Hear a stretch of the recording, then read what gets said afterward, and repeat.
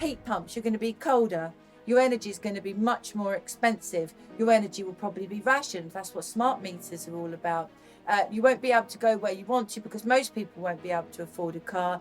Coming up on British Thought Leaders, I sit down with Lois Perry, a broadcaster and director of Car26, an organisation that campaigns for informed analysis of climate issues. She questions why huge government subsidies of hundreds of millions of pounds have failed to produce a stable supply of renewable energy and have even driven gas prices higher. We campaign against crazy net zero policies, especially when they're impoverishing normal people. Well, they're always impoverishing normal people. We campaign in favour of energy independence, energy security. We're here to represent normal people and also to encourage debate around the whole net zero argument. Lois warns the UK's pursuit of a green industrial revolution will drastically change life as we know it. When did anyone vote for this stuff? It's absolutely ludicrous, and it's all been done without a debate. No debate whatsoever. And I believe personally it's part of a much bigger and broader agenda, which is all about control. I'm Lee Hall, and this is British Thought Leaders.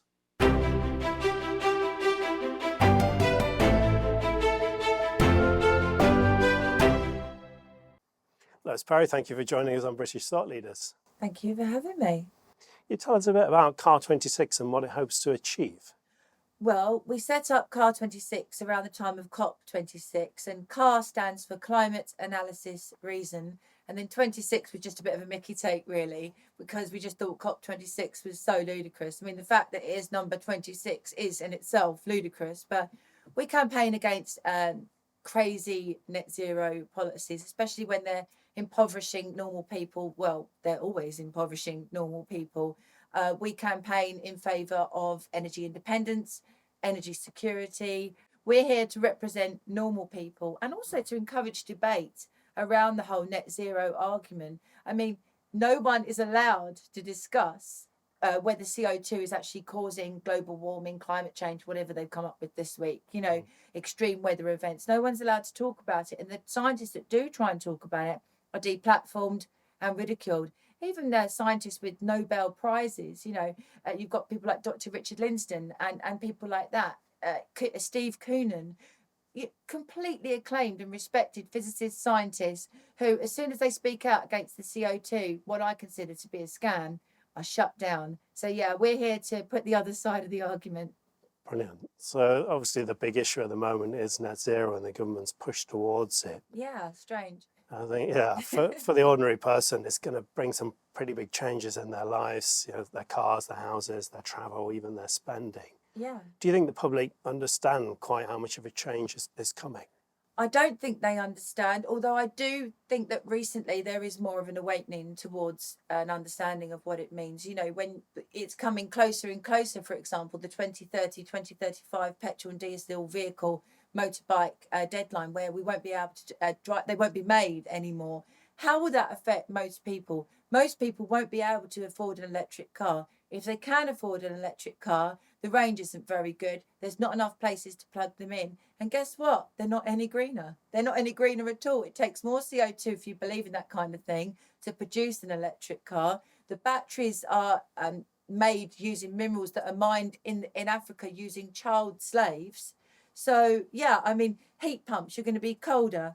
Your energy is going to be much more expensive. Your energy will probably be rationed. That's what smart meters are all about. You won't be able to go where you want to because most people won't be able to afford a car. And using net zero as an excuse, you've got 15-minute cities, you've got restrictions, you've got congestion charges, you've got ULEZ, you've got a situation, Oxford and Canterbury, where you'll only be allowed to leave your zone, how dystopian does that sound, for 100 times a year. And that's if you get permission from the council. When did anyone vote for this stuff? It's absolutely ludicrous, and it's all been done without a debate. No debate whatsoever. And I believe personally it's part of a much bigger and broader agenda, which is all about control. You mentioned nobody voted for it. No, they didn't. Doesn't something that has such massive consequences deserve some kind of referendum? Well, yeah. So at Car26, we actually called for a referendum around the time of COP26, and we did some YouGov polling, which showed even then, what was that, about 18 months ago, with all the propaganda and all the mainstream media throwing everything that they had at it, still 58% of those who expressed an opinion in the CAR26 YouGov polling wanted a net zero referendum. And we did the poll again recently, and that was 62% it had gone up to. So people do want a referendum because they haven't been presented with any choice. All of the major parties have signed up to it. It's even enshrined in international law. I've been doing some research recently on our withdrawal agreement from the European Union. It was enshrined in international law that we stick to all of our environmental and climate change net zero commitments from beforehand. So we're in a bit of a funny situation now where the EU could possibly change their mind, like, for example, with the 2030, 2035 petrol and diesel ban, and also reclassify fracking or whatever as a green thing. And we're stuck with what was going on before. I mean, you couldn't make it up. Theresa May actually enshrined it into law as well, the 2050 target, which would mean that all of the major political parties would have to agree to overturn it. They're not going to do that. And that's why the public are angry. They might have voted, they say, oh, they voted for net zero policies. They were given no choice.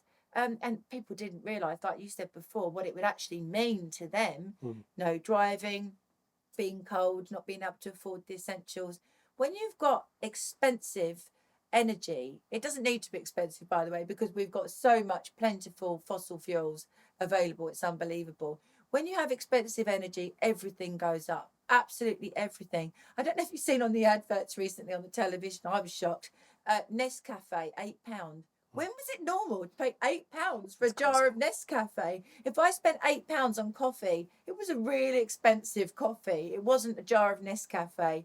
Everything's gone up because the cost of transportation goes up. Yeah. You mentioned the cost of living crisis. Totally fabricated. We're told that the renewable energies are the answer to our energy needs. Do you agree with that? If renewable energy was so wonderful, it wouldn't need extraordinary subsidies and government handouts. You know, recently, when the energy prices have gone up and the renewable companies are having to give back the government the difference between the strike price and the actual market energy price, which was part of the deal that they originally did. It's called cost for difference.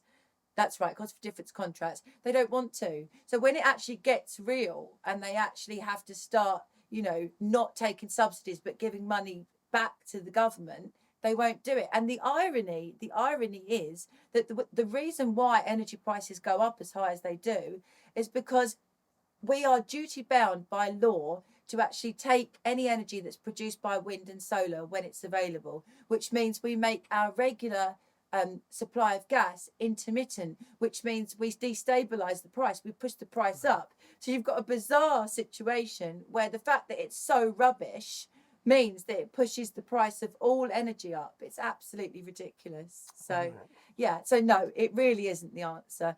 If you live in a hot country and you only need the heat, you only need the energy for air conditioning, it's great because you can use it straight away. But when we need our energy, it's when it's cold for heating, and you can't store it. You can't store it. And as I say, because there's a legal responsibility for it to be taken onto the grid, it means it pushes the cost of all the electricity and gas up and everything. But before the Ukraine war, it had actually gone up so much, it was unbelievable, hundreds of percent beforehand. So to blame everything on the Ukraine war, which is the government's go-to position for pretty much anything nowadays, is completely fake, completely disingenuous. You mentioned about the contracts there. So back, say, 2017, the wind farms were saying they would provide this really cheap energy. And so that was kind of touted as the answer to our green energy problems.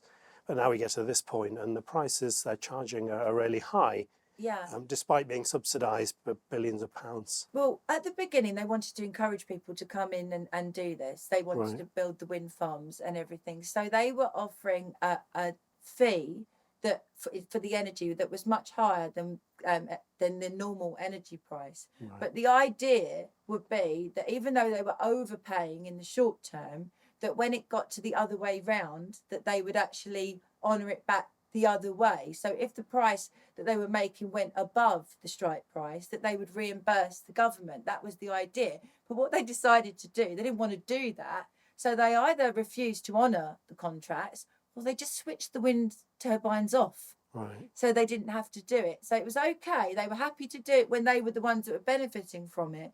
But as soon as there was, I don't know, payback, so to speak, it's unviable. I mean, the wind industry recently, when the newspapers saying that they couldn't actually, that it was unviable without subsidies.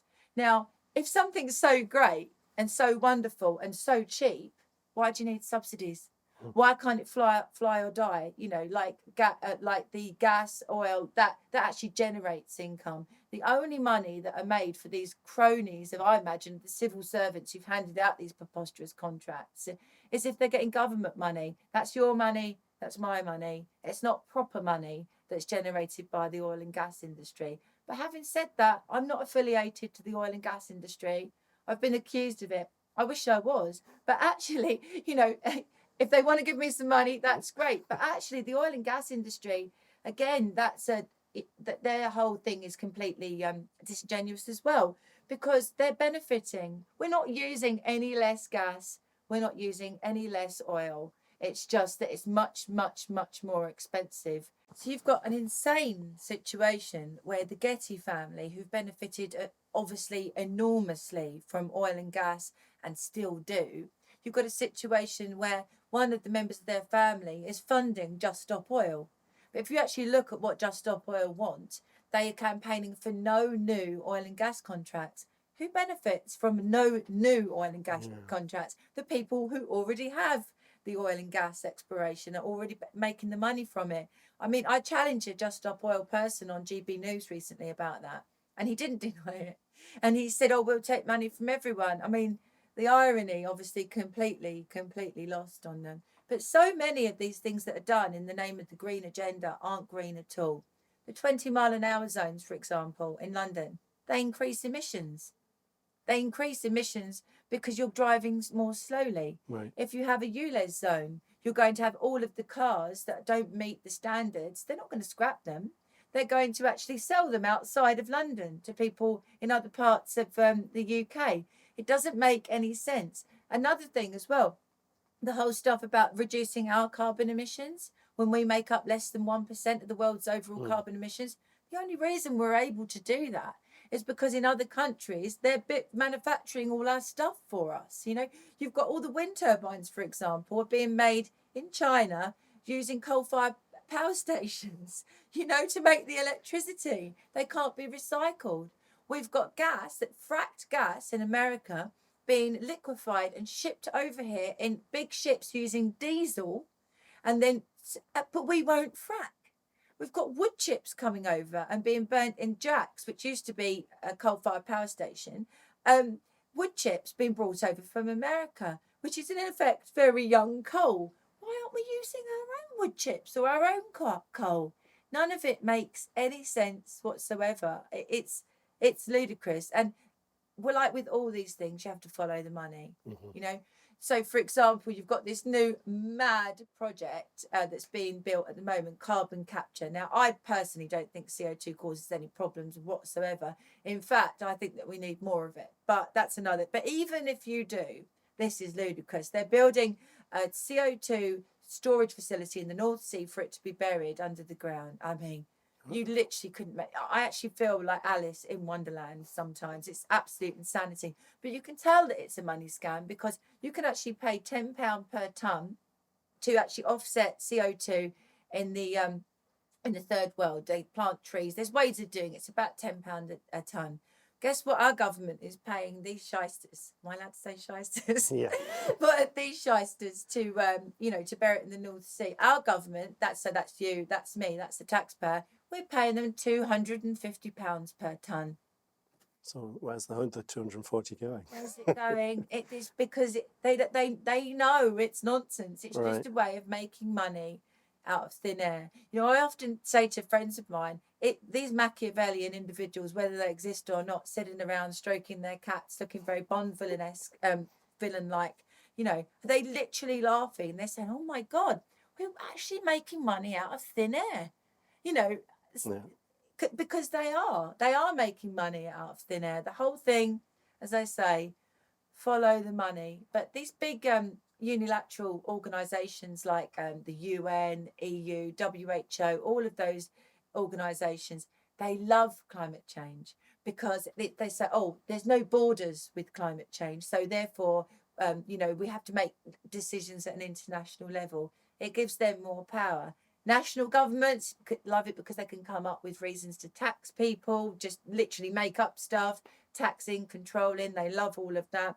Big business like it because they can basically put little businesses out of business because they haven't got the capacity and the facilities to be able to comply with all this mad net zero law and ESG stuff.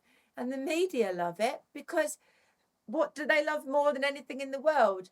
Doomsday predictions, catastrophizing. Yeah, everyone loves it. Everyone loves it, apart from ordinary people. That's one of the main reasons that we set up Car 26. If I can get a little plug in, if I may.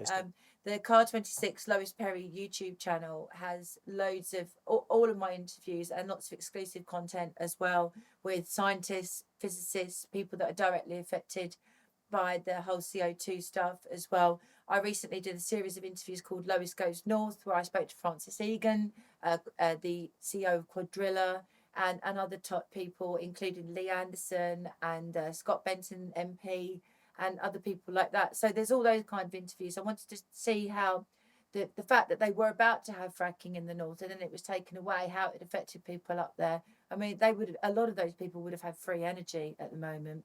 Instead, I went to a soup kitchen where they have a lot of working people that go there, as well as homeless people, because they just can't afford.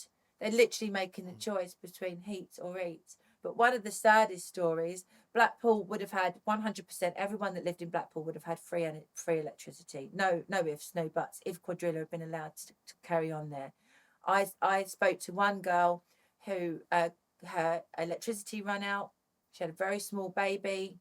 She went and worked as a street prostitute that night to keep the electric on, because otherwise the fridge would have gone off, and obviously baby milk and stuff like that. So, when you've got these guys and girls in Parliament making decisions about the planet, it really makes me angry, because number one, I think they're talking nonsense. But number two, you have real people going out and having to do that so that their baby has, has milk, because so there's electricity. It's disgusting, actually. It really is. So what is the situation with fracking? Because it seems one moment it's on and then it's off and then it's on. Oh, well, the way that the industry were treated was absolutely disgusting. So you had both Rishi and Liz Truss in the hustings saying that they would bring back fracking. And then obviously Liz Truss won, and that was great. And the moratorium on fracking was lifted. And then as soon as they deposed her and brought Rishi in, he banned it again. Right. He completely, but it is madness. And we now know for a fact, it's been widely reported in the Daily Mail and other publications, that Putin funded a lot of the anti-fracking stuff that went on. The first time round, I think it was about 10 years ago, he funded all of that because Putin does not want us being energy independent, because he loses all his clout, all his leverage, doesn't he? Unless the pipeline blows up, but that's another story. So the whole fracking thing in America, they're paying an eighth for their electricity than we are in the States. And Liz Truss our former Prime Minister, was recently in America, and she did a speech to the Heritage Foundation. Is it the Heritage Foundation? Yeah. And she spoke very much in favour of fracking, saying it's madness that we're not fracking, madness that Americans are paying so much less, madness that we're not energy independent. And she also talked out against a lot of this ESG compliance stuff, which is to do with diversity and net zero, which companies are having to, small companies can't deal with that. And then you've got funds for people's pensions are being invested by fund managers, and it has to comply with ESG targets. I thought funds were about making money, not doing woke signalling. So, I watched that interview and her speech and thought, oh, what a shame. I really did. She was great, actually, but she wasn't one of the club. Yeah. Was she? So now she's gone. But anyway, Going back to something you touched on with the car makers yeah. there, so the next 7 years they're rationing the number of petrol and diesel cars, and Mm. 2030 we're looking at a full ban. Doesn't make any sense. Is does it achievable? No, it's completely and utterly unachievable. And as I said to you before, Brexit should have meant that we are free from all this nonsense. Instead, it seems like we're more in it because of the withdrawal agreement that we signed than the rest of Europe. Germany have fought back. They basically got the EU to agree to move it, or to look at other kind of fuels to try and keep the internal combustion engine going, but on a different basis. But then in Berlin recently, they moved they had a vote on moving 2030 to 2050 in terms of the ban and net zero targets and everything, and 80% voted in favour of delaying everything by 20 years. I mean, that was the only option on the ballot paper, but if the option had been scrap, I'm sure it would have been 80% scrap. So no, I mean, I've spoken to so many people who are in business, and for example, people that do deliveries, deliver equipment, electrical equipment. There's a guy that I know called Derek Baker, who does filtration equipment. And he said that they can normally deliver a certain amount in a 1 day round trip, 285 miles, and very few stops and everything. Mm-hmm. He said that the equivalent van, the same Mercedes van that he's got, would only be able to take a third of the load, no trailer, and it's only got a range of 85 miles with the weight on, which means that he'd have to have a driver working for 2 or 3 days because of all the European time directives in terms of how long they're allowed to drive, etc., etc. He just wouldn't be able to afford to run his business. It just wouldn't happen. So, and that would be if they found a charger that was a supercharger at the right point. I mean, what would be the chances of that at this point, business can't work. He supplies filtration equipment to the NHS, to the food industry, kidney dialysis, things like that. What's going to happen? It's not thought through at all. But if you actually look at the recent House of Lords report, which was about climate change and behavioural change, interestingly enough, reminds you of COVID, I bet, a little bit about that. Yeah. It talks about just annoying people out of their cars, basically. The 20-mile-an-hour thing, it admits there's no basis whatsoever in terms of reducing accidents or reducing any kind of emissions at all. It's just to frustrate people out of their vehicles, and they want 20 to 30% less people driving in the next 5 to 10 years. And there's no, when did you and I vote for that? There was no vote on that, was there? That means that little things like being able to buy something online and go and pick it up, or you've seen something and you want to pop it to your nan's in the car, or just being a normal person, not having to walk in the rain because, or carry shopping back. That's all. They don't want that. That's not what they want. They want us all on public transport, and all within. There's a 15-minute zone agenda, isn't there? That everything we need is within 15 minutes. Well, they can do one. I'm not having anyone decide what I need. What I need might be very different to what you need or somebody else needs. And all these shops that are shutting down now because they're within the ULEZ zone. It's really sad. It really, really is. It's pretty scary as well because it's all about control. I think that's at the heart of this, definitely. So these issues, like the ULEZ, the 15-minute cities, etc. Do you think the people behind them are kind of mistaken green warriors, or do you think there's something a bit more sinister going on? Well, I think the people who are coming up at an international level with these policies know what's going on. But I think that there is a huge amount of people that do genuinely believe that they will be helping to save the planet or whatever by following these policies. I believe they're misguided, but I believe they're genuine in their beliefs. But no, the people at the top, the people who are making these international decisions, it's no coincidence that you have a 15-minute city policy popping up in every country in the world, every major city in the world. It's no coincidence that people are, scrapping their cars or being told that their cars are going to have to be scrapped, and petrol and diesel, no new vehicles, all at the same time. It's happening on an international basis. But the thing is, if we don't have cars, if we have our digital IDs and everything's on our phones and money's on our phones and everything else, we are very controllable. We are very controllable, even not having cash. I mean, at the moment, you and I can pop in our petrol diesel car. We can leave our phone at home. We could travel as far as we want, and we could pay in cash in the shops and restaurants. No one has a clue where we are. No one knows what we've spent, where we've been, any of it. That's going to be very different soon. Your smart car will be able to theoretically not let you leave your 15-minute zone if you've gone past your allocated amount of times you're allowed to go. It might, if there was a lockdown, for example, it might just not start. I mean, I don't know what I'm going to do when they bring in the whole digital ID, digital currency thing, because I'll be bankrupted on day one with one of my tweets, because that's what's happening in China.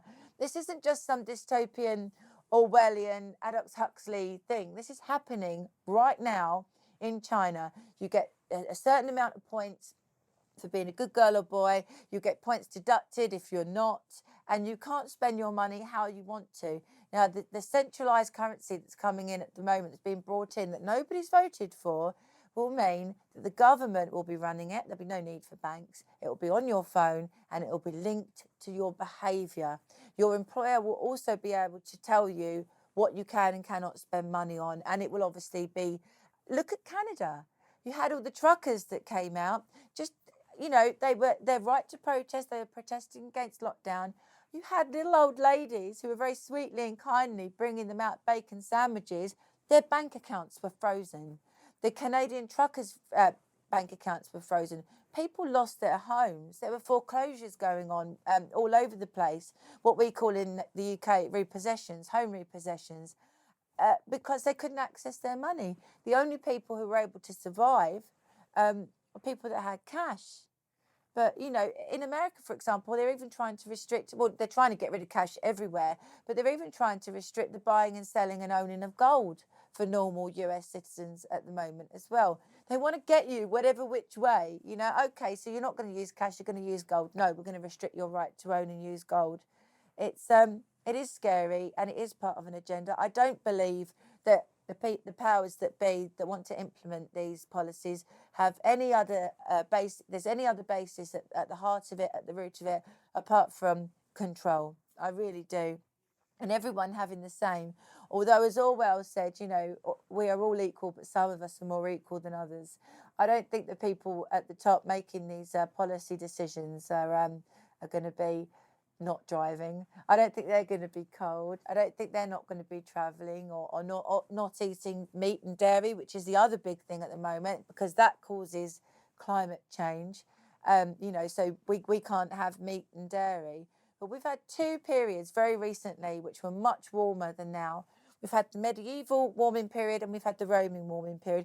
Interestingly enough, the IPCC, the climate change report, the big one that everyone refers to in Net Zero Fanatics, they originally put in the Roman warming period and the medieval warming period, but in recent times they've taken it out because, of course, if you can show that when there were no cars and planes and automobiles, that it was much warmer and actually there was no problems at all with it being a little bit warmer, then, you know, what is the point of all of this? They were growing grapes in Manchester in the Roman period.